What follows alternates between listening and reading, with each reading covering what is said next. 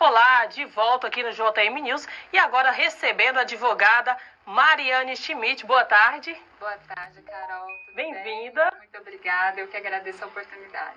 Então, a Mariane vai falar pra gente hoje sobre a lei LGPD. É isso, Mariane? É isso mesmo. Vou explicar para vocês aqui um pouquinho hoje o que é essa nova lei que está em vigência desde o dia 18 de setembro de 2020. Hoje estamos completando aí 2 meses de vigência da lei. É muito nova, né, Exato. Mariane? Na verdade, essa lei foi sancionada há 2 anos atrás, porém somente entrou em vigência agora, dia 18 de setembro. É a Lei Geral de Proteção de Dados. O que essa lei traz de novo para nós, que já tínhamos aí algumas outras leis, que falava também de proteção de dados, de privacidade, de resguardar os dados pessoais.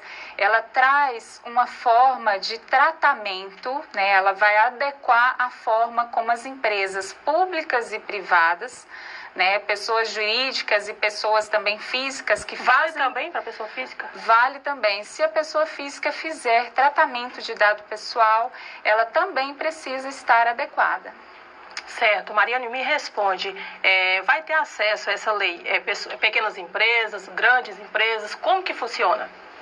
Olha, Carol, essa lei, ela vai se adequar indistintamente a todas as empresas. Ela vale para empresa de pequeno, médio e grande porte. A lei ela será aplicada a todas as empresas indistintamente. Temos uma pergunta aqui do telespectador. O titular pode, sem motivação, se opor ao tratamento de seus dados pela administração pública? Em relação à administração pública, nós temos alguns regulamentos que nós ainda teremos pela ANDP, que seria a Autoridade Nacional de Proteção de Dados, que ainda não se posicionou com determinados regulamentos. Ela, assim, em relação ao titular com a administração pública, ela não terá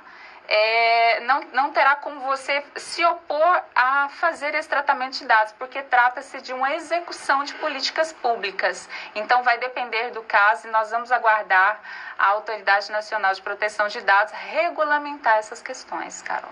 Certo. Mariane, outra pergunta. O titular do dado pessoal pode solicitar que seus dados sejam apagados? Olha, você que é titular pode sim. Eu vou responder e vão dizer que às vezes é resposta de advogado. Sim e depende. O depende é muito resposta de advogado, mas a verdade é essa. Por quê? Você pode, essa é a grande garantia da lei, que seria você ter exatamente poderes de exercício efetivo sobre os seus dados pessoais. Então, neste momento, quando o titular solicitar para alguma empresa que apague os seus dados pessoais, teremos que observar a questão da legislação pertinente, verificar a questão de execução de contrato ou a questão mesmo até de uma obrigação legal, porque às vezes, enquanto esse dado estiver sendo tratado, ele não poderá ser apagado. Mas a lei ela veio para isso, para garantir exatamente esse empoderamento ao titular de dados, para solicitar a qualquer momento, a qualquer empresa que saiba como o seu dado está sendo tratado. Certo. E outra pergunta, que medidas devem ser tomadas pelas empresas para que eles se adaptem a essa lei, Mariane? Olha, as empresas terão sim que se adequar. Falaremos aqui primeiro até em questões, não é uma receita de bolo, Carol.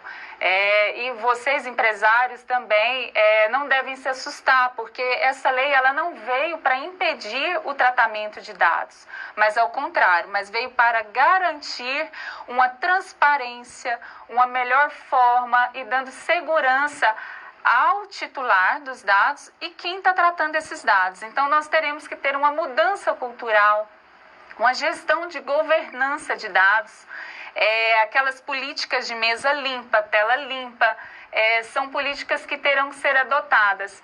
E as empresas, pelo menos até o momento, que todas terão que ter um encarregado de dados para poder responder à Autoridade Nacional de Proteção de Dados quando vier uma fiscalização.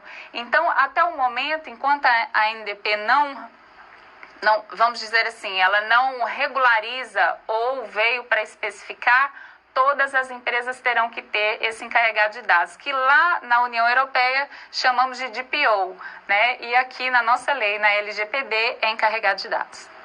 É muito bom, né, Mariane? Os empresários podem se sentir mais seguros, eu diria, com essa lei.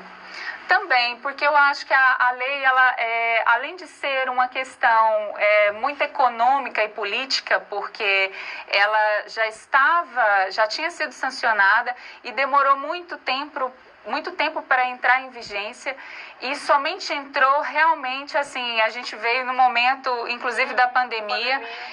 Estamos presenciando aí vários ataques cibernéticos. Tivemos o ataque no STJ, o caso aí de uma condenação judicial baseado na LGPD da Cyrela, uma construtora de São Paulo. Temos o problema aí da Enel de São Paulo, de vazamento de dados. Então, temos, assim, inúmeros casos que podemos citar. E é tão importante hoje, eu digo que a palavra de ordem para a Lei Geral de Proteção de Dados seria transparência. Transparência com o titular. Como que eu vou tratar o seu dado? Como que eu vou tratar o dado do telespectador aqui que está nos assistindo? Quando ele entrega um dado, vai fazer uma inscrição para um curso gratuito na internet, é necessário solicitar o CPF? Não é. Tudo pede, né, Mariane? Hoje em dia, tudo pede seu CPF. A gente fica meio com medo, Vou né? dizer, a gente sai deixando os nossos dados em qualquer canto, sem se preocupar. E agora nós devemos nos preocupar, e as empresas mais ainda, como tratar. Então, assim, o princípio da minimalidade também será muito bem adequado e muito bem recebido, porque menos será mais. Então, quanto menos eu pedir, menos risco eu como empresário, por exemplo, estaria correndo, porque estaria de posse de poucos dados, né? Somente os necessários mesmo. Mariane, muito obrigada pela presença. Infelizmente, o nosso tempo aqui é um pouco curto, mas deixe um recado para o pessoal de casa, para os empresários, em relação à lei, essa lei. Bom, como eu disse aqui, irei até repetir a palavra de ordem para essa lei, a Lei Geral de Proteção de Dados, a LGPD, é transparência, né? Ela veio realmente para poder uniformizar, adequar a forma como os dados do titular, do cidadão, serão tratados de agora para frente. E haverá sanções, claro. Então, por isso, a importância de se adequar o quanto mais rápido possível, porque as sanções, elas começarão a ser aplicadas no ano que vem, em agosto de 2021. Quero agradecer aqui a vocês a oportunidade.